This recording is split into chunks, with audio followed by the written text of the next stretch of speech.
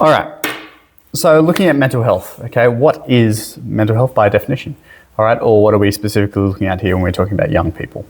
So we're looking at psychological disorders, including anxiety, depression, and suicide ideation, meaning you're thinking about it, okay, that affect young people's mental and emotional well-being.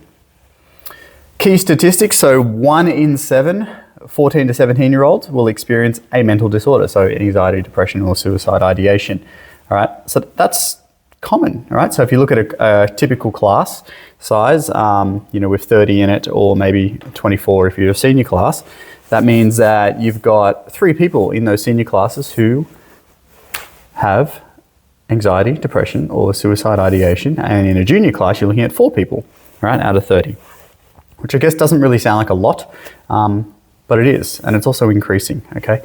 Suicide is, and we talk more about suicide in the injuries video, all right, but suicide is the leading cause of death for 15 to 24-year-olds, and we already looked at that data when we looked at mortality and morbidity rates, and it is trending upwards. I will say that it's not just trending upwards because more people are committing suicide. Part of the reason that suicide is trending upwards is because the other factors underneath are actually trending down. So if less people are dying from illicit drug use and less people are dying from road accidents, etc., then proportionately more people must be dying from, unfortunately, suicide. But it is trending upwards, okay? And these issues are definitely increasing, all right? So causes, there are many causes. I could have listed 2 pages. I've tried to just pick some key ones, all right? Body image is still the number one, specifically for 15 to 24-year-olds and even younger now. Major concern of anxiety and depression. And that ties directly in with this thing which is rising all the time, social media, okay? People are constantly, whether you think you're doing it or not, your brain is making connections.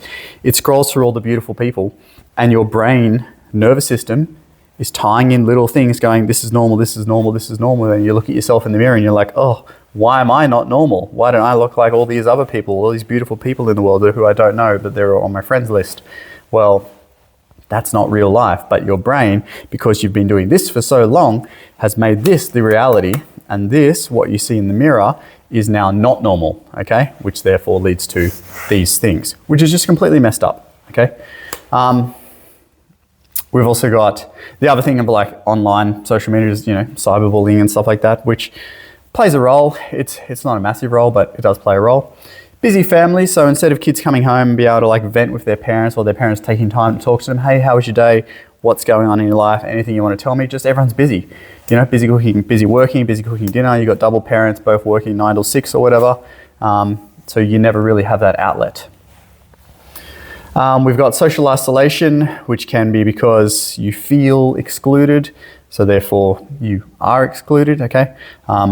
Discrimination, obviously, against, race, gender, clothing choices, your sexuality, stuff like that. And substance abuse, which then leads to mental issues, which then lead to suicide. But we will talk more about that in other videos. So I'm going to rub this off, going to give you our protective factors and then a conclusion for mental health. I'm trying to keep these short and sweet.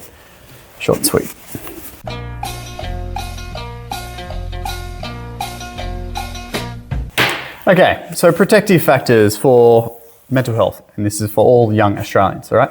Strong social supports, okay? So I've got family support there as the second one, which is, it's really important for you to be able to feel like you can tell your parents or your guardians whatever's going on in your life, okay? But more importantly, social supports, okay? Because in reality, you only spend a tiny amount of time, like in the mornings or the afternoons, with your family, okay? By the time you're a teenager, you are mostly in social situations, whether it's at work or at school or after school play dates or before school play dates or whatever play dates, you know what I'm talking about.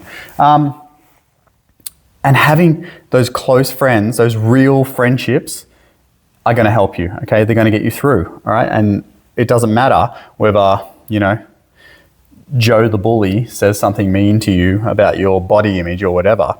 If you've got good friends who stick up for you and stand up for you and not only, are upstanders in those situations, but then also support you behind closed doors and be like, hey, that's ridiculous, don't even listen to him. Okay, that's important, all right? But being more public about it, so like being those upstanders in those situations is an even better support, okay? If you've got friends who you've got like someone mean that comes up and says something to you and your friends just sit there and they don't help you, they're not great friends. Get better friends. We've got school and community connectedness. So not only like school, but also community. And community can be like the community where you live, or it could also be things that you are a part of, such as sporting groups or teams. They could be part of your workplace, okay? Whatever communities you are a part of, you feel connected to, okay?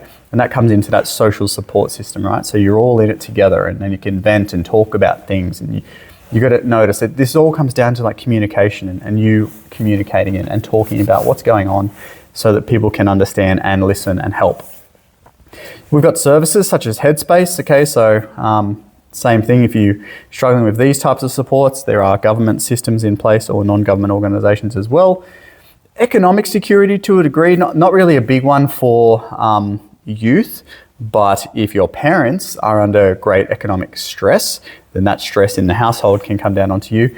And safety. Safety is a big one that is often overlooked, okay?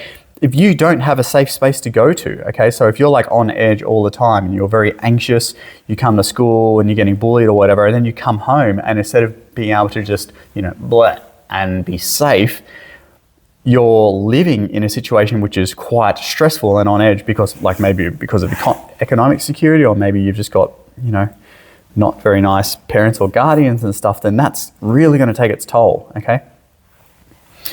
So, in conclusion, mental health is the most significant health challenge for young Australians, with suicide rates rising.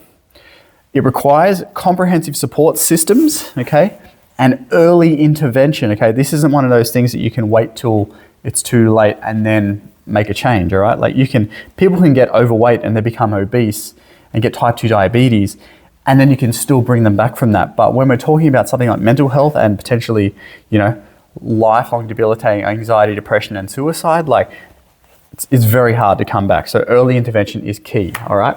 And I know I've said it before in one of the videos, but I really like the old saying that, sticks and stones may break my bones, but names will never hurt me, which is the completely wrong way around, okay? Sticks and stones can break your bones, but they will heal. Names can scar you for lifetimes, all right? And it can end up as one of these statistics. So look after your mental health. Thanks.